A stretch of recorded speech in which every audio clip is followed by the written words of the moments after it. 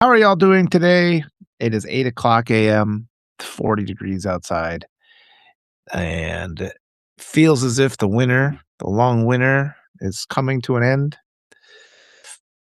I have to say, there's just so much going on. I hadn't been exactly planning on doing a talk this morning. There's a few more. Hi, David Wells. But sometimes as I'm sitting here in the morning enjoying my coffee, um, just some thoughts come to me, and it's good to just take a few moments to reach out, see what the world's thinking. I know that there's a lot of people that are upset. We have a lot of anxiety and frustration and fear. It's good to work through those thoughts together. Um, I got into another battle yesterday. Every now and then, we continue to work to overcome the programming, the authoritarian programming that we have mistaken for just the natural state of life. Somebody posted this morning about how anti-intellectualism too is just another facet of authoritarian programming, where they deprive us of the ability to understand each other, have empathy for each other, care about each other, to learn different things, to have curiosity, to challenge established beliefs. All of these ideas are eroded by the system that's already in place. I was thinking again too today how doesn't matter if you're looking at Star Wars or to people like Charlie Kirk. Seems like the groups that are committed to hatred always have all the funding, you know. And it's just this is a thing. We just see these enormous piles of wealth among awful human beings. And they always seem to have this economic advantage. I saw a article this morning and it was Rick Perry of the Democrat or of the Republican Party who was talking about the money he was ready to spend for their Senate race. And it just occurs to me, it's like, where does that money hello, Joanna, where does that money come from for him? You know? And for those of you, it's always important to keep in mind and remember that those of you here listening who are like me, we're working class, money means a different thing to us than it does to them. Um, to us, money is hello, Nikki. Money is something that we have to turn over our time for. We have to make sacrifices. Yes, Joanna says APAC, and that is actually one of the places. But I mean, there's all this corrupt ways that money. Yeah, thank you, Ruth. Yes, keep your spirit up. I want to emphasize though the reality of our world and how this ties in, because there's all these rich people who just have just all this money and they're able to spend it on all these things that are just horrible, you know. And it's because they never have had to work for it.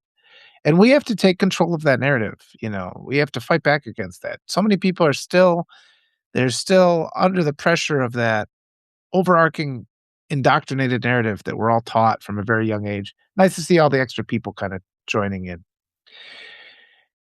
And those of us, we make this assumption because those of us who've had to work, who had to struggle for our money in any kind of funds, we have our back against the wall. We assume that it's like that for everybody. And it is just not the case. And you can't make that assumption either that people that have had it easy or have lots of money that they earned it. That's a faulty assumption. And we have to stop. You can say that. You can make that statement, but there's a difference between intellectually acknowledging that's the case and actually feeling it in your heart and being able to respond to things. They indoctrinate that message to the extent that you let it pass. I mean, when people start making these statements about rich people earn their money, you let it pass again and again and again because you've been so indoctrinated. You've been taught you shouldn't even fight back against that. I mean, if somebody started saying something absurd like the Earth is at the center of the solar system, you'd speak up because that is absurd. And we have that reaction like we know, okay, no, the sun is the center, not the Earth. We know that. Hi, Judith. And so we have that kind of electric shock reaction for something we know. We're confident. We've accepted into our hearts is the truth. We haven't done that with the lie that's been taught about money. You need to get that same sense of when people say, wealthy people earn their money, you have to get, no, that's ridiculous. That's as ridiculous. Or is it ridiculous as claiming the earth is flat? Nope. You absolutely have to oppose that. And we're still in that state right now where we're more inclined to just let it pass because we're afraid of what we're going to encounter because we know all the people around us still have these belief But is you don't have to look. I was reading, Sir Thomas More's Utopia, and you're reading it, and he's just like, "Yeah, the wealthy class is the evil class." He's going through it, and in that book, they suggest, you know, um, taking prisoners and hanging gold from the prisoners to show them how horrible they are, or also to discredit the value of gold so that people learn to see wealth as reprehensible. And you're reading this book, and you're like, "Yes, somebody gets it." Then you're like, "Oh, this was written, I think, off the top of my head, I think it was 600 years ago it was written." So it's sort of like, well, people have known this for a long time. But another thing that I got in a little argument, I've been kind of reflecting on it, is the extent. Hi, Amber. Yep. It's a little bit, it was raining last night. I got into another just silly social media argument or disagreement. And it kind of tied in. Jeffries the other day, he was refusing to say we should defund ICE. We need to just absolutely insist. There's no reason for us to have ICE. There's no reason for us to have the Department of Homeland Security. All of this is from the terror after 9/11, and we existed for hundreds of years before those existed. So there's no need for them.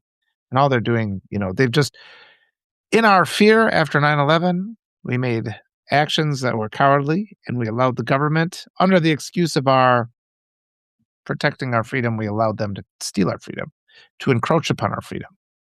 You're gonna laugh at me, but you watch, like, The Phantom Menace. You watch the Star Wars movie, The Phantom Menace, where everybody's so afraid and they turn over emergency powers. "Oh, we've got a crisis." In a crisis is the moment you have to hold on stronger to your emergency powers. And the bigger issue is not so much all these things that are going on, but it's the mindset of everyday people. Um, the greatest indicator of infertility is prosperity. That's an interesting statement. June and July. Does that mean prosperity? You'll have to explain that more. But the conflict I wanted to talk about was the other day online. I was just saying, we need politicians that are willing to stand forth. Jeffries needs to get up and say we need to defund ICE because they are committing transgressions against humanity. And it's like just having these social problems fixed. We need a social safety net. We need to free education, security, housing, all those things. And to this day, um, too many of our politicians are afraid because they think the general population. Well, there's a combination of things. There are some politicians that are influenced by what the population thinks, and there are others that are trying to dictate what the population should think. So they are in positions of where they lecture, and they try to lecture you based on what they consider is a pre-established belief, but they also reinforce that belief. So there's this dichotomy going on that we don't often recognize.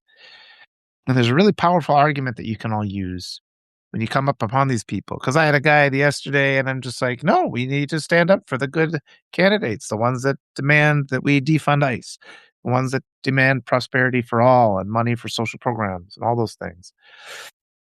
And this guy started accusing me. It's like, no, you're going to be the one who's at fault. We just have to. And they wanted to listen to the old centrist model of we can't go too far left. And he's just pushing that. And this was a person I think is just laziness because they listen to the messages of the DNC and they think it's true because they're not really thinking about it fully. There's a lot of just apathetic, and these are mostly white people, entitled white people with their head in the sand who are not really seeing what's going on. They don't actually go and read. They don't go read the votes. They don't see what people are voting for. But they have all this energy left over to jump on social media, and they presume to lecture me when I say certain things. And so this person was accusing me of, well, when we have MAGA 3.0 and MAGA 4.0, it'll be your fault. And the answer to that is to say, look, we did listen to the DNC in 2020. We listened to them then.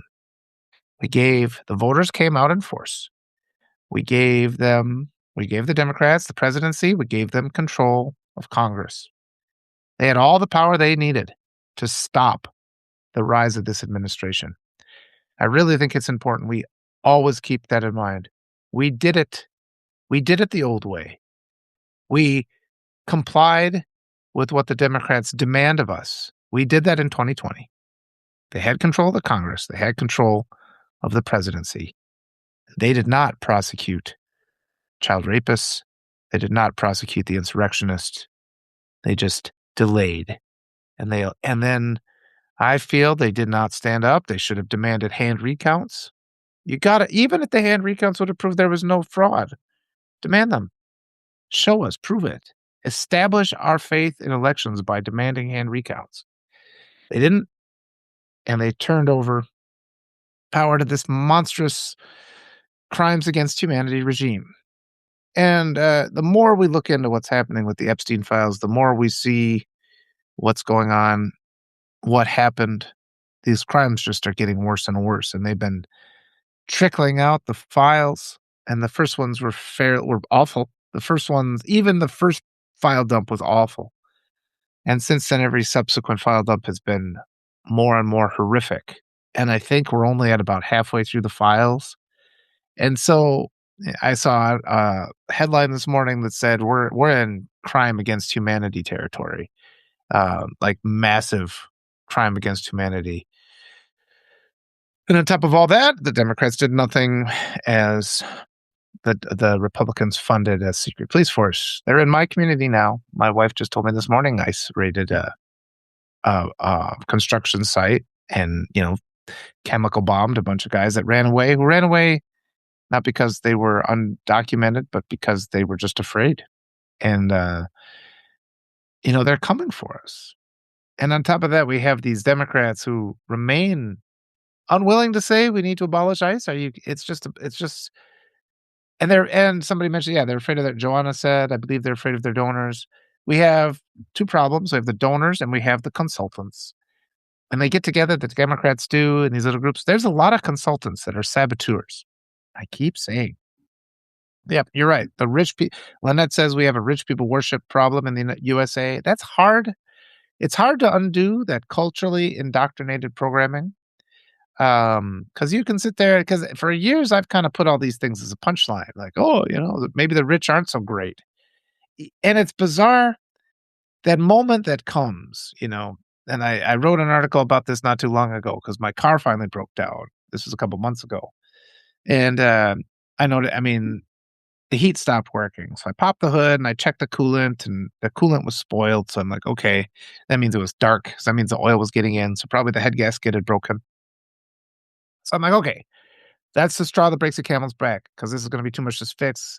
So then I just started doing an itinerary of all the things that were wrong with the car, right? And the dashboard light had gone out months ago. The air conditioning didn't work. The seals around the doors had all come free, so they didn't work. The back hatch didn't open. The window didn't go down. And so it's like there was this long list of all these things that weren't working. And I put up with it, you'd put up with that stuff. And that's where we're at, the United States, the people of the United States, we put up with all this stuff. We put up. And then something happens. And honestly, though, I'm comparing my own perspective in that moment to what American perspective is too, because you're just carrying on. And fixing the car is not a problem you have time to deal with because you're dealing with all the other stuff of your life, all these other issues. But then I popped the hood. I'm like, oh, shoot, here's a really, really serious problem. This now. And then it's just that delusion or that head in the sand, your ability to compartmentalize that thing. It's like, your car's breaking down, but it's like, I'm just going to compartmentalize over that and just continue on with my life until finally something happens where it takes your head and it's like, look. And that's where we're at, Well, and somebody said because it happens gradually, it's not all of a sudden. And there has to be that awakening moment. I think, and that's an interesting comment because I was talking yesterday with your weirdo friend about how the white supremacy movement in our society, they have nothing else to live for.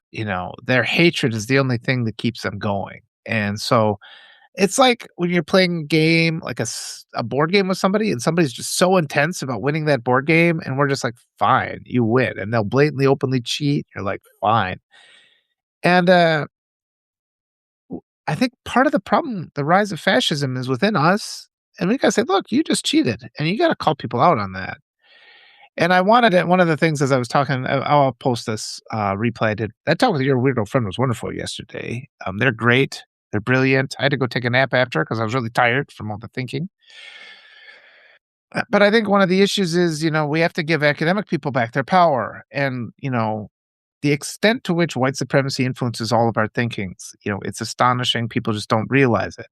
So many of your basic assumptions have been groomed into you against your will and without your consent by white supremacy. It's all designed to keep you powerless. We do have power. And thank you, Amber. Yes, I have to listen again. Amber just said that was a great conversation too. And I want to give power back to academics because there's the things that happens, it's like even when I was talking to Bob Dana, I was talking to him about physics, and I could sense as I was talking to him, he was like, "Well, people aren't going to want to listen to physics," and it's like, and actually, a conversation about physics is pretty interesting, and I know just enough about physics. I'm a high school physics teacher along with a high school English teacher. I'm those two things, and so I know enough about it to get me into trouble. And I'm talking with somebody like Bob Dana, who is like the highest ranking nuclear weapons engineer in the United States. So I mean, it's the theoretical knowledge. I'm the theoretical knowledge of a person who studied it for 2 years in college and read a bunch of books. And Bob Dana's from the theoretical perspective of a guy who probably worked 14-hour days for like 30 years on physics with like actual physics. So it's like that's the gap between our understanding. And I know enough about it where I kind of use it just to write okay, it's like open up my mind to write interesting stories and things like that. But so many academics like Bob Dan, it's like, "Josh, you have so much to tell us. You have so much to tell us about just the functioning of the universe." And he's just disinclined to say it because he's under these and he's right. He's under the perception because we live in an anti-intellectual society. But academics can take their power back, and if you are in an academic setting, I mean, just consider the whole world an academic setting from now on. Put it out of your mind that this academic type of language isn't welcome in society at large. We need to re-educate the whole population. That's a big part of this. And if you're in an academic setting, if you go to a conference and you start speaking and it's clear you don't know what you're talking about, the crowd will silence you. And I don't know if Lefty Prof is here, but as we've been kind of talking back and forth about humiliation. And I think and Lefty Prof made a good comment. You do have to be very careful. I mean, particularly with your students, if you're humiliating them, yeah, I mean, that's destructive.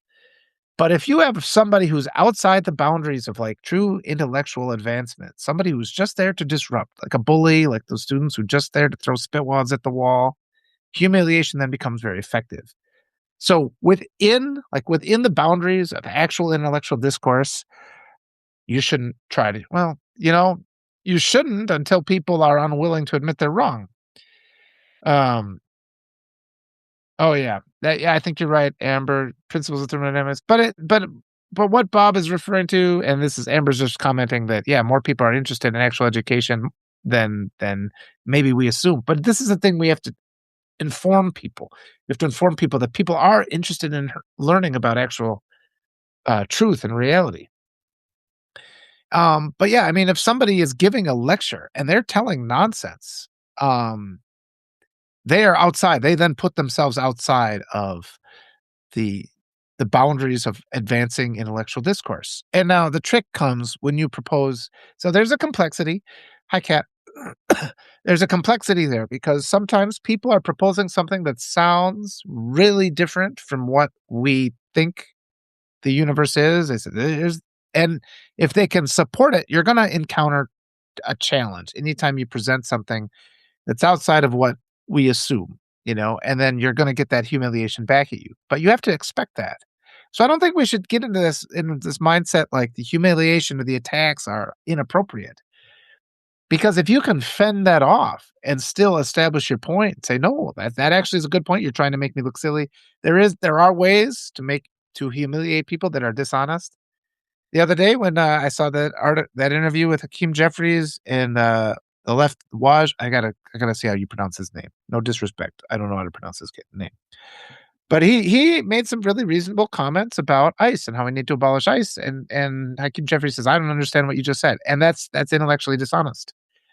He shouldn't have said that. So, but to act as if like these things aren't going to be there, like these unfair rhetorical attacks aren't going to happen or that we can't indulge in them. We have to indulge in them just so we become fluent in combating them. And it goes all the way back to what I titled this article or this talk. We gave the Democrats the power to stop this in 2020. We gave them the power to stop this. A lot of people challenged me on that, but they had a majority in Congress. Kamala Harris could vote the last vote to pass things. We could have appointed Jack Smith or Letitia James as the AG. They could have gone after the predators. There's plenty of evidence. There's plenty of evidence. Yeah, and Judith, there's plenty of evidence of what these people did was wrong. They could have been stopped, and they didn't. Judith just says, "I cannot take weak Hakeem." I was watching that. I was reflecting on his talk and his refusal to just denounce ICE. And you know where this comes from. I think we have to understand that it's not just Hakeem. He's at fault, but there are because a lot of what he said was good. He was saying things like we have to stop the slaughter of Americans. Good. But then why he couldn't make that additional step and just say we have to abolish ICE is bizarre. And why he didn't feel he could just explain to us why he couldn't say that. He couldn't make it in clear terms, so it really sounded like he was hiding things. Yes, Waj and Jeffries. That's what I was talking about, Kat. That's interesting. I just saw like a 10-minute clip from that interview. And yeah, I mean, we should demand this. And part of it is because our Democrats feel they have to fall into this mechanism where anti-intellectualism is not respected in the United States. And what we need to do, we need this movement where that's changed. And we start recognizing the power academics have. Because you can make people look foolish, You could make people look foolish. And yeah, Waj he was fantastic. I've seen him several times, and he's absolutely fantastic. Yeah, and yeah, Lynette says the same reason people can't say Black Lives Matter. You get to that point, and when we're at that point, like that guy, I recall that interview with Mike Pence, where he's just like, "Hey, do you think Black Lives Matter? All lives matter." Well, contained within all lives are Black lives. Can now you say? And he wouldn't even admit that. So it gets to be this absurdity, and all of our politicians have these kind of barricades in their mind, like what they're allowed to say and what kind of topics they're allowed to normalize. And their blockages represent the mechanism of control that we live under, right? And so then you go out into the wild, you go on social media and you'll say things. And so many people are indoctrinated by these blockages that Hakeem Jeffries can't say we should abolish ICE is a problem. It's a big problem because people aren't, and when he refuses to say that, say, have you been to these concentration camps? Have you seen the reports are that there are 60 people in a room with one toilet, and they're shooting innocent protesters and people are losing their eyes and their fingers. You won't abolish, and our country existed for 200 years without that. And they're operating outside of all the mechanisms of law that we established to protect people. I mean, it's the same. And he takes the APAC money and he refused. Yeah, in that conversation, they said, "Will you commit to not taking APAC money?" And he gave this long-winded, nonsensical answer about how the average of his donations was like $27. And he's depending on us not understanding mathematics, which is really offensive. Because, yeah, your average can be $27 because you take a lot of small donations, but you're still taking, money from one or two massive donors. I mean, we know how mathematics works, you jerk, so don't do that. And don't insult, because it really insulted my intelligence. And then, I'll make these criticisms about the DNC because Hakeem it was an absolute disaster, that talk he gave. And I'll make those criticisms, and then people say, "Well, Walter, now you're going to be responsible for MAGA 3 and 4." And, I would have listened to that in 2020 and up to 2004 on November, 4th. I would have listened to that. I said, "Okay, I'll go along with what they're saying. They're the ones with the money and the power, and this is what they say is the strategy that's going to work." And based on that strategy, yes, the Democrats did get enough power in 2020 from the voters to stop this. But then they failed to stop it. They failed to. And so that's what ripped the veil away. And, when I'm in my talks with Will Fullwood, he's been more frustrated with the Democratic Party than I was. I think I'm come around to his way of thinking now.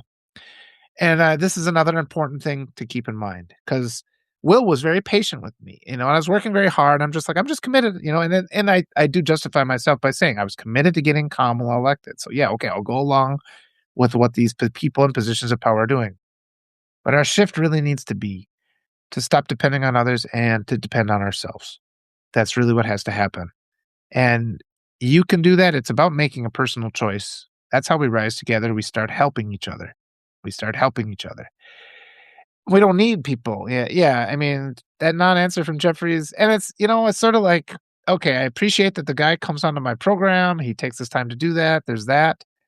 But then they're just insulting you and not answering the question. At that point, it becomes you have to speak back. And the risk is then he will refuse to come onto your program again. So you'll lose your influence of him. And so what we have to do is make the entire population committed to this new narrative. And this new narrative is our personal help. It was Melissa Corrigan today. I've been kind of chatting with her because my schedule this week is really awful. Maybe I'll get into that if I remember. But Melissa wrote that, when the Black Panthers went to the street with their guns, okay, that got attention, but they didn't get crushed until they started doing breakfast programs for kids. Because our society is built that we don't to discourage us, to punish us for helping each other. We give lip service to that. We give lip service to this idea that we should help each other. But our entire society is about oppressing and exploiting and abusing each other. And if you actually go from pressuring somebody else to help somebody to just helping somebody yourself, the change happens. And the extent to which the population of the United States has been conditioned to just not help their neighbor is why fascism came. I mean, I don't think fascism can descend upon a country that's educated, where the people are self-motivated, motivated to be decent. Yeah, there has to be a fundamental evil established within the mindset of all the people, frankly, for that to happen. And this is the great awakening, the great recalibration. But I mean, the most guilty is the white population, the indifferent white population. Let me read a couple of these questions. I saw something, but okay. He couldn't answer the question. He didn't understand the question was part of it. I mean, well, what you saw there with Jeffries was he has come from his meetings with his consultants and with his fellow APAC sponsored Democrats, and they have agreed on a strategy. And part of that strategy is that they're unwilling to say we should abolish ICE. And until the Democrats run on a platform of abolishing ICE, they're not going to win. And that's really what's happening. So we have to pressure them. It really is important to pressure Hakeem Jeffries to say abolish ICE. And that's part of it. That's just one tiny part of it is part of it. Judith says, I know we are not a monolith, but as an African American, I don't have friends that have any respect for Hakeem. I saw that there was somebody who had just suspended. He was going to run a primary against Hakeem, but he suspended it. I don't know what happened there, the internal pressure. I'd like to see just somebody jump in that race, even if they have no money at all. Just sign the documents, get in that race, give people an option. And you'd send a message, and it's like, oh, who is running these polls? You guys, and it is a fact that the Democrats are pretty damn corrupt. I mean, there's a lot of, I keep saying, all the pro-life, and I mean, in the context of the Epstein files, these pro-life Democrats are just as much white supremacists as anybody on the right. If you give women control over their bodies, their reproduction, poverty drops. Forced pregnancies are what cause poverty. They cause desperation. And just allowing planned pregnancies eliminates that. And we have this extremist right-wing movement that's extremely well-funded. They keep stealing all the money because they can't make it themselves. So they've hoarded all the money it's all based on the wealth that we create. We're just not getting paid for the work that we do. And these evil groups are stealing all that money from us. And then they keep our daughters, the line that they use, the deplorable line is barefoot and pregnant. That's what they want. So, I mean, like these pregnancies for girls who are in school, they have to drop out. They don't have the financial ability to, take care of their baby, go back to school. They become dependent on these abusive men. That whole system, that whole structure is in place. And that's what has to be changed. That's what has to be fixed. And then in the context of like the horrible things of the Epstein files where so somebody I think it was Sam Harris. He was coming out just saying, why can't we eat baby? It was the most bizarre thing I'd ever seen. And it's just like sometimes, and then this is what the deplorable kind of comments. And then they say, well, that's just locker room talk. I'm just being funny. It's like, it's not funny to talk about eating babies, but But that's another aspect of grooming. You groom people by, "Oh, that was just a joke." You say something horrible. And we saw that. We've seen that with the last few presidential cycles. The guy says, "I'll be a dictator for a day." "Oh, he's just kinda joking." Look where we're at now. He clearly was not joking. He clearly wanted to be a dictator.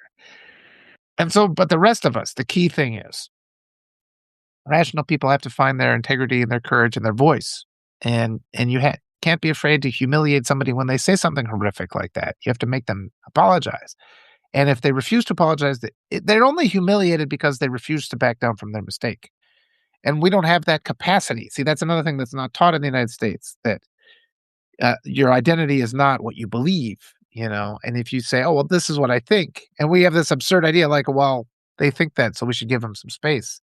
They think if they think it's okay to eat babies, we don't give them space, you know? And that's the extent. It's taken this extreme level to see the flaw with this entire cultural identity that we have. But white supremacy is belief in a narrative over the facts. And the reason it's been allowed to endure is because we've all been indoctrinated and conditioned to allow it to endure, because we let people have their beliefs, which are anti human beliefs. We don't call them anti human beliefs, but denying women the access to reproductive health care is an anti human belief. It's designed to kill women and control them and create babies that then are eaten by the rich. I mean, we were seeing that a year ago. If I'd have said that, people would have been dismissive. But it's in the files. You can find it in the Epstein files. And just the reality of that gap between how rich people live versus how working class people live. They have access to these funds that they've never had to earn, they never had to sacrifice for. They just sit and laugh at the rest of us. And they spend money and we watch it and it's like this show of force because it's what we've been deprived of. But then we disregard the fact that all of that wealth came from our labor. It's all stolen labor that they just throw around to use to repress us. So there's that structure. It's an unstable structure. Because once we stop supporting the billionaires, they collapse. That class completely collapses. Okay, let me keep going. Money and greed is the problem. Yes. Cooperation versus competition. We did stop promoting competition. You know, that's an interesting one, June and July. I said that at an education meeting recently, and I was just saying, yeah, we need to promote cooperation over competition. And one of the teachers, and he was being very thoughtful, he's like, well, some studies have been done to show people do better in competition. And so he wasn't denouncing me. He was having a fair conversation. But I said, you don't even realize that like a basketball team, that's cooperation. You cooperate with your teammates as you compete against the other side. And Americans don't even recognize this. That's startling to Americans when you say that, because they're so indoctrinated to believe in competition over anything else. But cooperation is fundamental. It's this invisible safety net. Like all the safety net things, all the decent things in our society are invisible. And it's all to promote this absurd narcissistic social structure that is torturing us all to death at this point. Kat says, I just read yesterday that India is running the largest food program for school children ever implemented in the world. And now many more kids are going to school. Posted in the middle of the night. That is good. I mean, hopefully parts of the world will start recognizing this. The United States with its $1 trillion that it spends on the military, that's all white supremacy too. Because white supremacists won't get into a competition they don't feel they can dominate. They're terror based. And so they want to constantly have all that wealth so that the United States can maintain its white supremacy attitude, which is a toxin on humanity. Data has long shown we do better together. This is June and July. All of us benefit. And the most lasting feeling of happiness is achieved by putting a smile on somebody else's face. Yes, that cooperation, overcoming something together, that's what we're going to do. And again, I mean, but we need to cooperate with groups that are actually willing to work for us. And I'll say it again. I keep saying it. In 2020, we gave the Democrats the power to stop this, and they refused to act. They refused to act. So we should not be listening to them anymore. The Democratic establishment is corrupt. And, it's like we want to get in this debating who's more corrupt. Is it the person who murdered somebody or the person who stood by the side and did nothing to stop it? And there's pretty equivalent because they had all the power to stop this. And there's been a lot of administrations who could have arrested these rich people that are on those Epstein files. And we just have to have that moment of accountability where we recognize the reality of the world and all the things we're intended to tolerate. Oh, yeah, somebody called me a racist too. Sandra said I was called a racist yesterday because I said rotisserie chicken isn't healthy due to the chemicals in the injected marinade. Yeah, that's a bizarre thing. I don't know why that's oh, yeah. I eat a lot of rotisserie chicken myself. I mean, it's inexpensive. Yeah. Judith says, "I'm in Brooklyn." That rotisserie chicken thing that's been coming on. Somebody called me a racist. I was just pointing out what was it? It was in one of my articles. Oh, I mentioned all the people that ICE killed, and somebody called me a racist for that. And I'm like, well, because I mentioned all the not just the 2 white people, but the members of the Black community, the Hispanic community that they'd murdered. But this was just a person being intellectually dishonest. That's something else. When people say it's a tactic of white supremacy, because when you accuse a white supremacist of being racist, they'll say, "Well, now you're accusing me of being racist," and they'll get that grievance thing. Whereas a reasonable person who actually is anti-racist, when you accuse me of being anti-racist, it's like, well, you want to have them explain it, but they only want to waste your time. So instead of allowing them to explain it, I say, okay, let's just denounce white supremacy together then. I denounce white supremacy. Do you? But because every time you ask a white supremacist to do something, they will refuse. That's their indoctrination. And what we're up against a lot, and I keep saying this, is there's a class of people, the critical thinkers. It's the critical thinkers versus the indoctrinated is what's going on. And indoctrination seems more powerful at first until you come up against complex problems. If you've memorized all these things, if like for example, if there was a test of 50 like mathematical problems and you'd memorize those 50 problems, you could get the test done quicker. But if you memorize a process for getting the answers to any problems, then you can do more problems than the person who just memorizes those 50. You can do infinite problems, but it might take you longer to take that test. So there's those appearances of how we, uh, and that's of how we process reality or how we determine what is good and what isn't, what is more effective.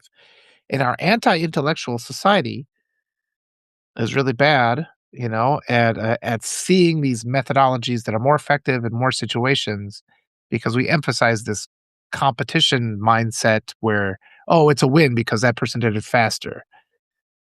Yeah. We have to fix that.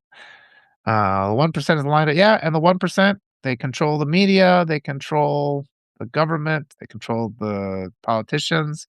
And, this is, I'm seeing already, I'm on the fringe. I've been on the fringe my whole life, and, I've been a good student. I always did well on every test. There was never any kind of reward for it, even though they promised a reward if you were a good student. I have articles that were shared a quarter of a million times, yet no publisher ever wants to publish what I think. So I'm on the fringe. I'm like in Dagobah. You have to escape the establishment, that tries to silence voices of reason. And so all you guys being here, that's really helpful. I mean, but this is why too, I keep seeing people, well, they'll say something nice to me, and then I'll check there because you can check who people sponsor. They sponsored Michael Cohen. And it's like, you guys, you have to stop sponsoring. But even, it's like, because I'm the fringe guy, and they're trying to silence me. Anybody who's established any kind of wealth, I mean, whether it's, $1 billion or like $5 million, they've been anointed by a corrupt force to get all that money. It's just a fact. And so, I mean, we still have that idea where people like want to, oh, great, Thomas Massey's good. They keep wanting this wishful thinking of wanting Republicans to turn a new leaf. You have to understand the only time, hi, Natasha, the only time these Republicans are going to come out and do something decent is because they have a plan to use that to hurt you later on. They use that to hurt you. So all these people are like, you have to give them credit. No, you don't. You don't. They're just trying to establish, they're trying to earn your trust. It's all a deceit. They're trying to earn your trust so they can get close, so they can stick in the dagger more deeply when the opportunity arises. And you have to recognize that. The entire Republican Party is corrupt. They're all in it just to oppress you and exploit you and destroy the lives of your children. That's a fact. Otherwise, and a lot of the Democrats are the same way. Otherwise, they'd all be denouncing ICE. They'd all be demanding that we would defund ICE. And the Democratic establishment is refusing. They've made the choice to refuse to say that. I would love for every Democratic representative to have to go spend a week in an ICE concentration camp. Go do it. See what it's like. See what you're defending. But they refuse to do that because they live in that delusion. They live in that state of delusion that got their head in the sand because all they listen to are their donors and their fellow Democrats, and they are not in touch with the world. And they refuse to come and talk to me too. They refuse to do that. And Hakeem Jeffries wouldn't do it because I would probably yell at him because I would get really mad because it hurts my heart to see little children tortured. And he's listening to these big money people. And he's forgetting again the fact that these big money people stole all that money. They never had to work for it. They live in a different reality than you and I do. They've never had to work. When they throw billions of dollars at a candidate, for me, that's just as astronomical. I don't even know what to think about that. For them, it's a joke because they just printed that money. And we shouldn't sit here and think, oh, because they're willing to spend that much money on something, they must really believe in it. Or we shouldn't think because they have that money, the possession of that money, they're good. Those are false assumptions. And it's easy to say that. But you have to take the next step where you know that in your heart, where it is a reaction. You have to get to the point where when you see that much wealth, you become physically sick and you speak and you denounce it. That's where we have to go. That's where the gap is. And white people, it's largely the white people are too inclined to just go back to their, two-car garage house in the suburbs and watch Netflix and just wait for this to be over while everybody else suffers and dies. Got to change. All right. So, yeah, all the payments. I mean, the money that's going to these prison camps. I used to think education was the key. It's still vital, but racism and classism is a problem. And I think education is related to racism and classism. You're right, though, Lynette. That's if we have respect for critical thinking and curiosity and diversity, racism goes away. Racism is an ideology of ignorance. It's disempowerment. It's abuse, and it's all powerful. But yeah, it's a complex. It's not an easy thing. There's nothing I can say here. When I was talking with your weirdo friend yesterday, and their perspective was this kind of overarching thing. But it's like, look, this problem is so big. We can approach it in a lot of different ways. And building community, establishing community is a part of it. Another part of it is the primaries. Another part of it is the midterms. So there are a lot of components. And as we're talking, we're sometimes jumping around from strategies that are for different components. And so any kind of action you take is valuable right now, and I can't see it all. I mean, I got too much on my plate right now. Stuff is falling off my plate. I recognize that. Stuff's falling right out of my brain. But part of me is listening. It falls out of your brain and into your heart, and your heart is more capable of processing these things than your mind is. So act with your integrity. Act in a way that you know to be right. I mean, if wealthy people were decent people, they would give away their wealth and help those living in poverty and help those that are suffering. So it's pretty basic. Sometimes things can come down to be basic, but let's not succumb to this illusion of disagreement. All that is meant to turn us against each other when we should be allies. I'm going to read a few more comments here.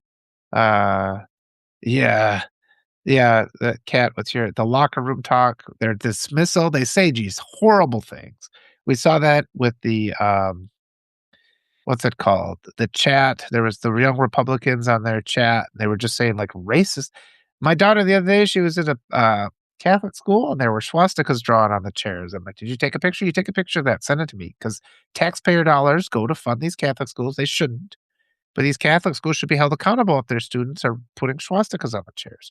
And I want compensation, honestly. If my daughter is sent to a competition in one of these schools, she has to look at swastikas. That school should have to compensate her for that. I don't care if it was a student that did it. But of course, that's the kind of conversation that gets brushed aside. And in the United States, we have politicians who will defend the right. Hate swastikas, hate speech. Full stop. There's no justification for that.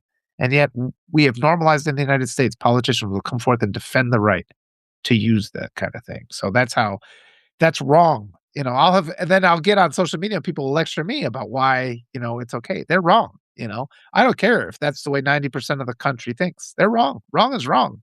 And we have to, this is our burden. We have to change that. You have to change a lot of hearts. We all have to change a lot of hearts right now. It'll start happening fast. It's person at a time. But nobody's coming to save us. We have to do it. We have to change those hearts. We have to have those reasonable discussions. And if it requires humiliating people, don't hesitate. Because if you refuse to stop a person who is abusing another human being, you are just as guilty of that abuse. So that's what we have to start recognizing. People argue that too, but they're wrong. They're just flat out wrong. All right. Let me read this. Something like that. Doctorates, religion school, political leaders, and mass media, the cult. Yes, and a lot of it too is our traditional values of the United States. A lot of what we think is true about humanity is indoctrination, which is designed to control us. We have to reevaluate those things. And it's not an easy process. I'm telling you, it takes a long time. And you have those moments of realization, like I said before, those bursting bubble moments where your mind finally switches over and you accept something that you've been resisting. And that's where frustration comes from. Your frustration comes because you're trying to believe something and the evidence is showing something different. That's why you're frustrated. I want people to be able to be more empowered to work through that, where you feel more calm. Will told me this. He said in the last year, he says, you are much more fluent in talking about white supremacy now.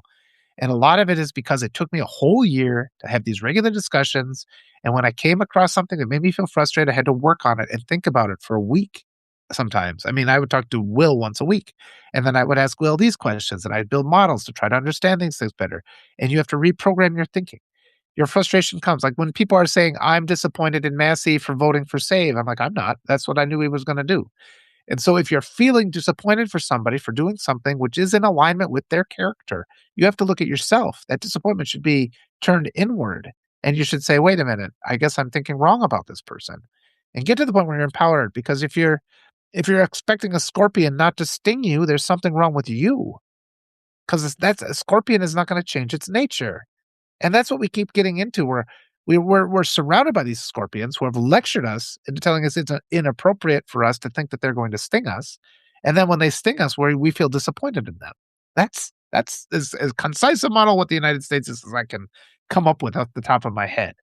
So understand that they're scorpions and demand that we're led by people of compassion. All right, let me read a couple through here. Too much of research. Okay. Amber says, thank you, Amber. Yeah, I don't know. Why does that warrant calling me a racist? I don't understand that either. The thing about rotisserie chicken. I mean, yeah, if it's not good for people, I read a lot of. I I eat a lot of rotisserie chicken too, but I mean, it's inexpensive. It's an easy meal. I eat it. I think, but the fact is too that marginalized groups are often subjected to unhealthy living conditions and food. Point. Yeah, but I don't know, Sandra, that you weren't a racist for saying that. I mean, we're just pointing out that those of us who, live with our backs up against the wall don't live as long, and these awful, awful people who eat babies because they have billions of dollars that they stole from our laborers, they get to eat, they get their own private doctors who prepare meals for them, and they get to live to be 200 years old. It's not fair. So I think sometimes people though they deploy their arguments. I mean, people that's the other thing too. We're also frustrated that sometimes we say things that express our frustration and it ends up pushing people away that are potentially our allies. Loretta Ross's book Calling In covers that. And we have to and it's hard. I had a person a couple months ago, they wrote me this just really harsh message. They're giving me the F bombs and all these things. And I read it though, and I didn't see real anger. What I saw there was hi Howard. What I saw there was pain. And so I wrote back, I'm like, I'm sorry that I provoked this reaction. It wasn't my intention. I'll try to do better. And the person wrote received. And then like months later, they wrote me back and was like, in hindsight, I was reacting to something. It wasn't you. And so it's really hard to get to that point where you see these kind of attacks coming at you. Some of them are just dishonest, meant to destroy you. Excuse me, because they see you as a threat to their cruelty and their position of entitled power. And other people are just frustrated and their backs against the wall and they feel betrayed because they thought you were an ally, but then you said something. But there's all these illusions that are designed to keep us apart from each other. So all that's in the works. And it's not easy to recognize when somebody's coming at you. I'm pretty good at it these days of seeing when something is a dishonest attack, when something is an attack that's based on pain or somebody is suffering and I can help them. And I don't really expect anyone to get that on day one, but just be mindful that that's out there. Sometimes it is possible to recover somebody, but don't go around when somebody has proved themselves to be an enemy. Don't give them chance after chance either. So a lot of these things kind of sound like they contradict, but you'll figure it out. Uh, yeah. Let me keep going. Yeah, karma. They were going about having a really hard time. And yeah, we want to dive deeper. Take rest. I just finished reading Rest is Resistance. Really super important. Read it. because we put pressure on ourselves, part of this capitalism and white supremacy culture that makes us think we're never doing enough and that all of our problems are our fault. Read Rest is Resistance that'll help remind you that you are allowed to take a break. When I was living in Peru, they emphasized that too, that you had to take care of yourself first, second, and third. And only then, when the oxygen mask drop in the airplane, you put yours on first and then your kids. Because if you pass out after putting it on your kid, it might not get on the kid. So you have to help yourself first. There's nothing selfish about that. Help yourself first. Yep. And I said that it was Black Panthers with free breakfast for school later, initiated the program for free lunches in school. Yep. I mentioned that before. People don't realize how much Malcolm X and Black Panthers, along with Dr. Martin Luther King, played a role in our civil rights. And now they've been taken away. We're in Black History Month. They're not even acknowledged by, yeah. And read another book to read is Martin Luther King. Where do we go from here? They give you the economic way, helping each other, building our communities, how we defeat fascism, restoring those thoughts. I mean, all the people that are frustrated, it's not going to be the Democrats, you guys. It's not going to be the midterms. It's not going to be the um, it's not going to be the primaries. It's going to be us demanding changing our society. We put different people, so we insist on accountability and these people running for office. Thought police, yep, we're dealing with that. Yeah, it's bizarre. Yeah, you're right. Kat says, if you can't say Black Lives Matter, then you better say white supremacy. Well, I mean, when they were talking to Mike Pence and he refused to say Black Lives Matter, they should have asked him to denounce white supremacy. And that's a good thing to do, actually, denounce white supremacy. A lot of people will refuse to do it. And actually, white supremacists are indoctrinated to never answer a question you put to them. That's an indoctrination thing. This is like when you're playing Miss Pac-Man, right? The ghosts, they are programmed to move a certain way. This is actually a really good example. The ghosts are all programmed. So they are compelled by that program. And once you can see the algorithm, you can see a way around them. Pac-Man can move. A human being can move Pac-Man. The ghosts are programmed in how they moved. White supremacists are like the ghosts. They have a program. They seem powerful. They can get you. They can corner you. But it's by accident of their programming. And once you understand that algorithm of how they've been programmed to move, you can defeat them. You can evade them. You can win. And one of those things is that. Ask a white supremacist to denounce white supremacy, and they won't. And then they are exposed. Yeah. It's all part of the plan. Yep. He's in our side of the survivors. That's it. Republicans have mastered the art of oppression. Well, yeah, this is all part of that overarching white supremacy mindset of just indifference. I don't even think it's interesting. Oppression is it's a side effect of their entitlement programming. And because they just don't even see oppression, and oppression then just happens. So, and then they just start to see us as a problem. So then they're like, oh, okay, that's why it was called the final solution in the Nazis. They've indoctrinated themselves to see human beings. They don't see compassion. They don't understand the pain they inflict. They just see us as a problem, something something you fix. And the Democrats are in very much danger of being like that because they get in their little echo chambers with their donors and they say, well, we can't say abolish ICE. Can you say abolish concentration camps? Can you say that? Can you say abolish police forces murdering people, secret police murdering people? Can you say that? Are those things okay? And if they start refusing to say we want to abolish concentration camps, maybe that'll wake them up and make them recognize they're really out of line. Yeah. Yeah. And then the Nixon thing. I mean, they didn't go after the people there too. We keep allowing this stuff to happen. Cohen is you guys, nobody, please. I mean, if I click on the thing and I see that people are paying Michael Cohen and they can't afford to support me, it really makes me upset. I'm actually almost to the point where I'm starting to assume that those people are plants. They're there to sabotage me somehow because it's weird. It's weird. All right. Kat says, I've seen the opposite. People get mad at you when you're educated and did well in school. Well, yep. My mother's brother and sister both had their masters. She literally bullied them relentlessly. They killed themselves. I hope that I'm sorry. I don't know if that was meant metaphorically or if that's actual, but I'm sorry in either case. The rest of the family who didn't have their degrees seemingly were intimidated and always trying to prove they were better than. I come from narcissism. And yes, People that wanna control you, like my this is one of those contradictions I ran into with my dad. He really pressured me to be a good student, but then he was intimidated when that study empowered me.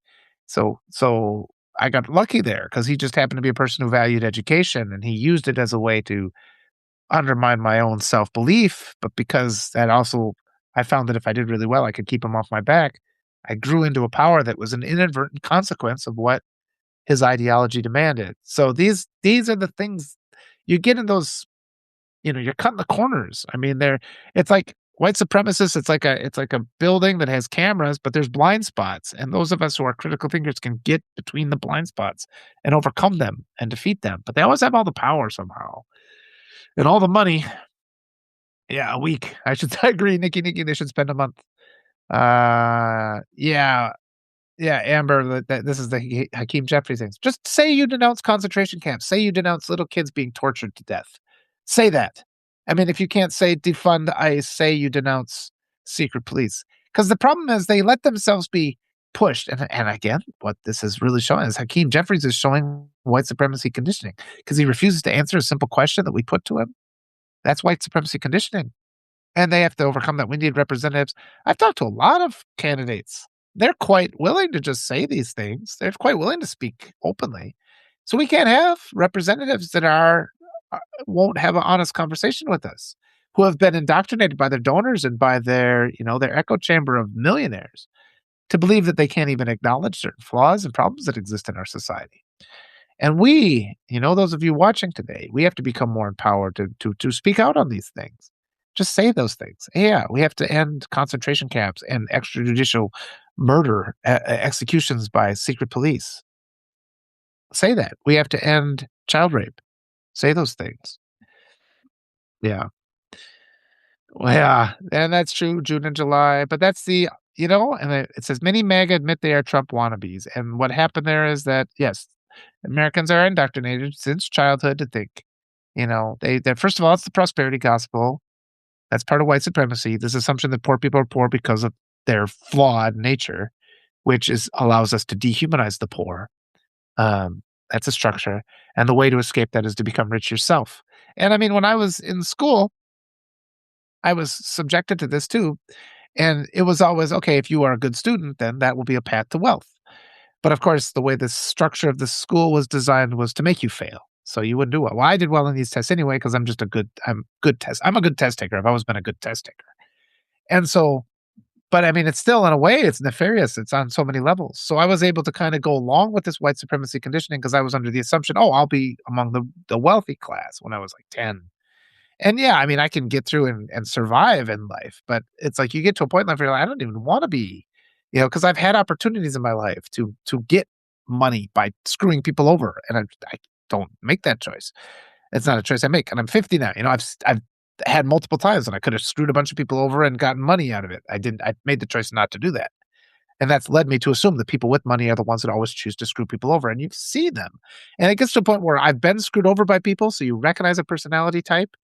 And then you just see them among other millionaires in the same sense that when you're a teacher, by your fourth or fifth class, you're like, well, this student reminds me a lot of this other student I had. You see like certain groupings and they're all unique and wonderful.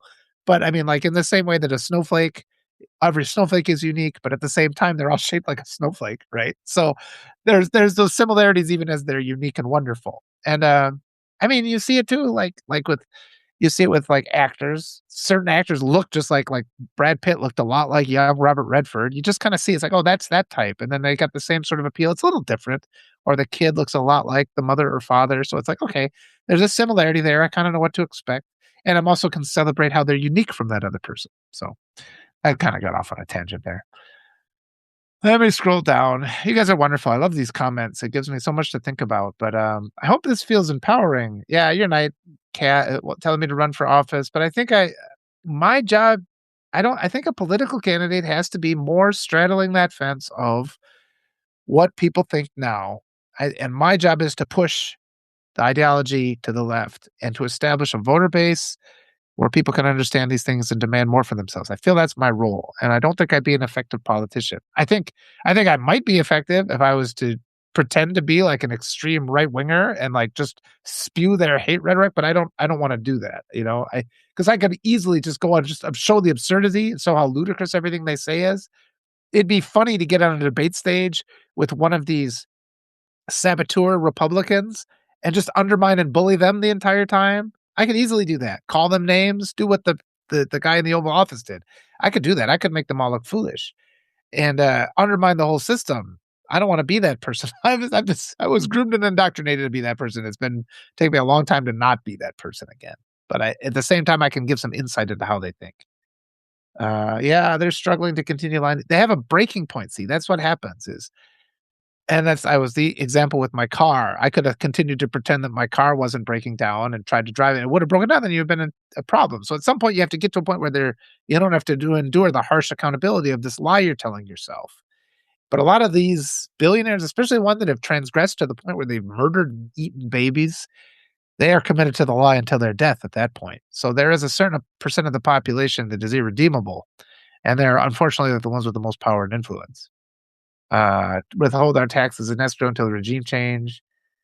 You know, part of that might be, I wouldn't say that because that'll target you, but pay for more things in cash if you can. You know, we can shut it down that way. Um, yeah. Do be safe though, everybody. We all have to survive this. And you know, I've lived in a situation of powerlessness before where I was ruled by oppressive authoritarians and I've learned tactics. It's like I said before, you're hiding in the blind spots of all the cameras. And I know how to do that. I've been doing it again for the last couple of years. You didn't get a notification being on with your weirdo friend. Huh. I wonder if maybe I inadvertently clicked off on the thing. Yeah, maybe though. Maybe I'm getting that censorship because a couple people have said that they're not getting. I didn't see quite as many people jump on. We're up to 80 now though, so that's a good number. But yeah, I mean, I'm speaking the stuff that's the fringe media of reason, which is against the wealthy class. So I'm going to be censored, and that's why I get to be where sometimes I can be a little bit harsh about it. But it's like you can't subscribe to Adam Kinzinger and then also subscribe to me. It has to be just me. Because a guy like Kinzinger is a status quo guy who wants to silence people like me, and he's got the money already. And he's got a lot of his subscribers. He's from that class that just prints up its own money. I'm from the class that actually needs money. It's a big difference. And so don't give your money to these people that are of that class where they actually never have had to work. They've had all their money given to them for free. And it's just like a joke to them and they laugh and they call the rest of us suckers and losers. I'm from the class. I get up in the morning and I put on my shoes and I go to work spend that way my whole life. We're just accepting this reality that's presented to us, not understanding that it is a joke. It is a torture lab created by billionaires as they laugh at our suffering as we scurry around in the maze. And, you know, that's why they call it a rat race. These billionaires created it just so that they can laugh at us. So please don't say you like me and then turn around and give money to Adam Kinzinger because he's part of that. He's part of the scientists creating the rat race to keep you oppressed.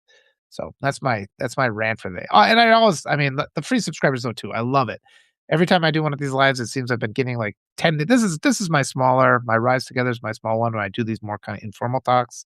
But getting a lot more subscribers here, so I love it. And everything is always going to be free because we gotta reprogram the American public, empower the American public so that we can have the leaders that we deserve. I saw that David Hogg was now on Substack. I would love to talk to him, and I would love to be an asset to him where I can interview his candidates that he supports. So if any of you have David Hogg's ear, please advocate me to him so he knows that I'm legitimate. Please do that.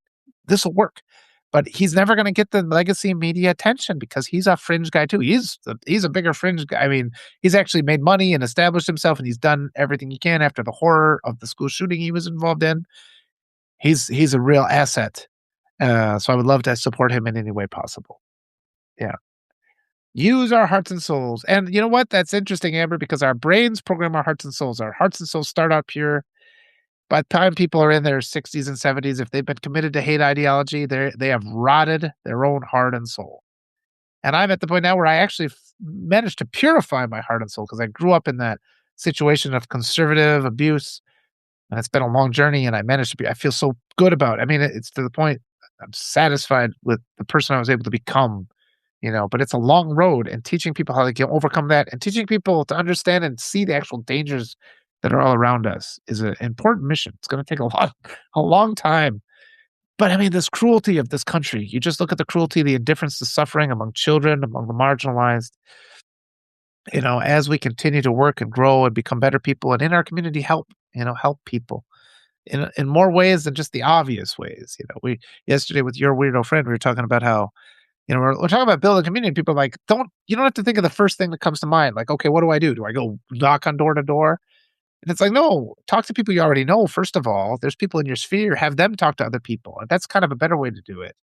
And people are afraid to do that. They're more eager to approach a complete stranger because they're afraid the people in their friends group that they kind of established and normalized might reveal to them something that they didn't want. But we hide from each other what we really think because we know it's not socially acceptable in this cruel society.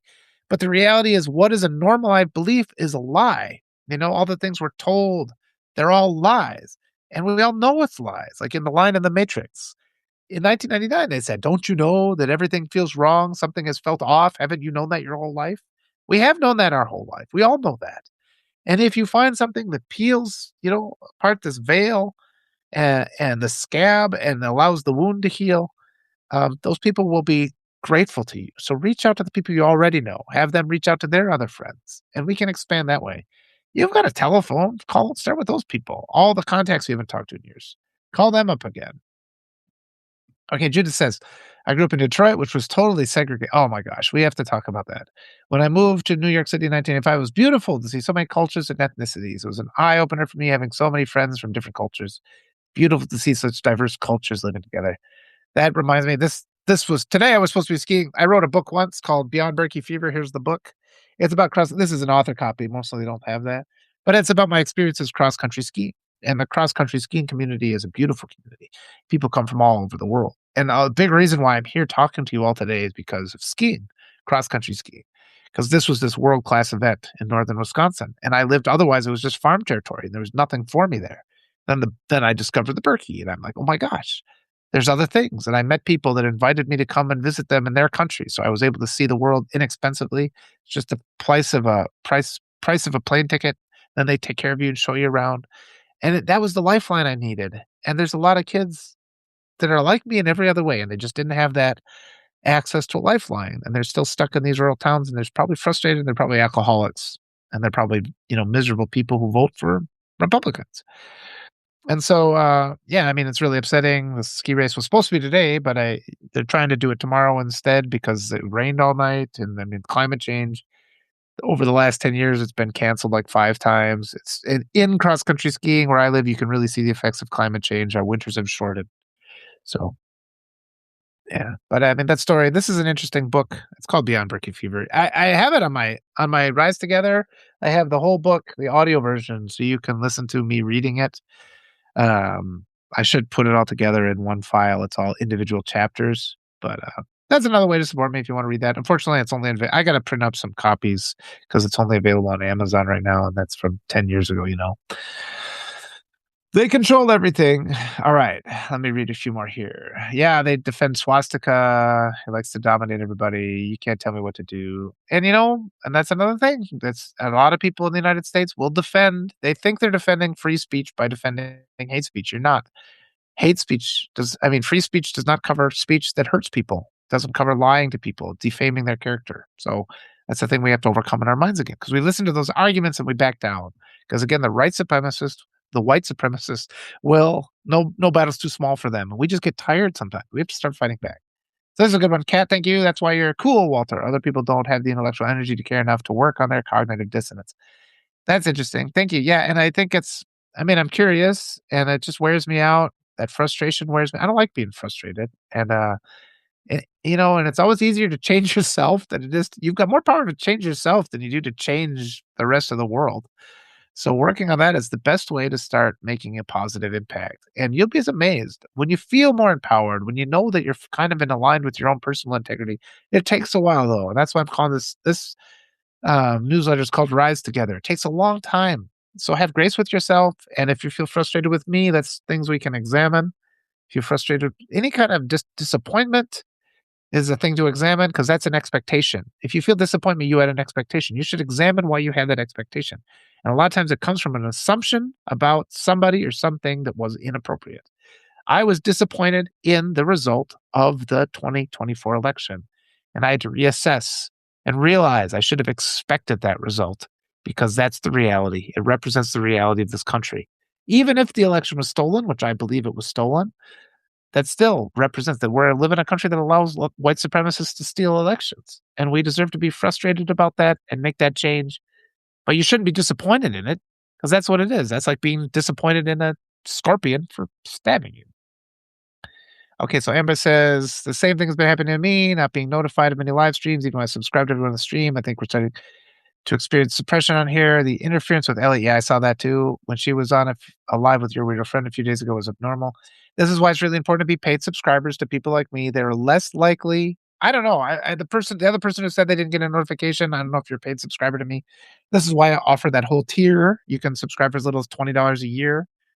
Well, not on Rise Together. Maybe I should offer that on Rise Together. Well, that was on though. But that was on. I did the interview with your weirdo friend on I'd Rather Be Writing. So there, that is a place where you can subscribe. I think they'd be less inclined to not send you the notification of a live stream if you are a paid subscriber. So I'd be curious to hear if the person who missed my live stream was a paid subscriber. Did we really think Thomas Mann? Yeah, I mean, he's an evil person, and the only reason he did this Epstein File Transparency Act was to set up some further abuse. They only do a kind act to set up some further abuse. Unless he's a person who's committed to universal health care and they make those statements, then they're not on our side. So don't support them. And so many people in the center, they're just like, oh, Kinzinger. Kinzinger called the attack on Venezuela justified. They murdered 110 people the last time. Innocent people were murdered. He called that justified. So he's not on our side. And if he appears to be on our side because he's trying to set something up so he can hurt us later, you need to understand that. You need to demand leaders that actually stand for the protection of our kids, for our universal health care, for education, for a roof over our head, and so that we're fairly compensated for our labor. We don't need to be millionaires. I don't want that. I just want to have enough respect where people listen to me and I can have a little bit of an influence and I can do work that I think is important and I can help people. I don't have to have $1 billion so I can cruelly enforce my will on the world. Yeah. Oh, and Rebecca said, I had the same experience moving to New York. And so, yeah, going to the big city is a draw for people. Yeah, especially those who have come from cruel, conservative communities. Yeah, a lot of fishy stuff going on lately. Yeah, don't know if I believed about Massey. Lynette says, don't know if I believe him, but maybe I was hoping. Wishful thinking is the problem. You have to, somebody has to throw the quote on there. Maya Angelou, when people show you who they are, believe them. I mean, that wisdom we can keep going back to. And there's a lot of things that I've heard multiple times that in this last year that, Stephanie's here. Hi, Stephanie. Great to see you. There's a lot of things that I've heard over my lifetime that have changed. My interpretation of them has changed in light of the events of this last year. So, Kat says hi to Howard. I'm hoping it's just glitchiness and growing pains because they've grown exponentially over the life. That could be, but we shouldn't assume. We should be careful about our assumptions. But I've encountered censorship of my work often, and it's because I speak compassionately and I want a different world, and I call out the people who are liars. If I'm in an academic setting and somebody's giving a lecture that's blatant lies, I'll have to ask questions about that. And the establishment always is going to rankle at that, and they're going to see me as a threat to their power, so I'm going to be censored.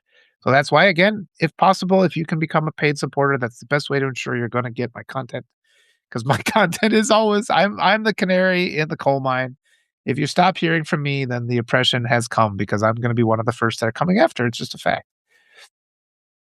Costco was always my favorite from Nikki. I would usually buy one when I would go buy. Then I read an article about it being the worst. Huh. I wonder what she was talking about there. I didn't quite see.